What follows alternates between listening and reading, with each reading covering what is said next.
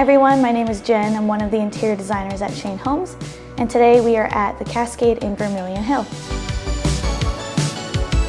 We kind of started to think way in the beginning in our planning process, how do we want to make this different? So for this one, we actually decided to showcase a butler's pantry, which is really unique.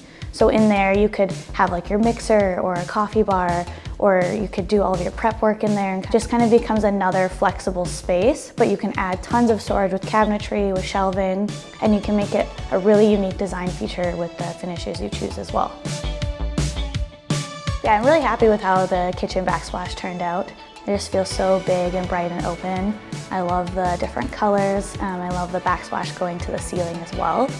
I actually really love doing paired show homes. I think they're something that's very unique to Shane.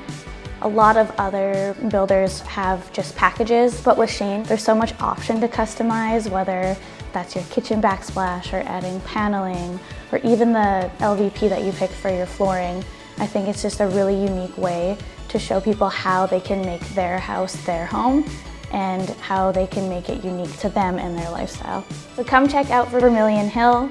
You get a view of the mountains, you get a view of the city, and you get to look at our beautiful homes.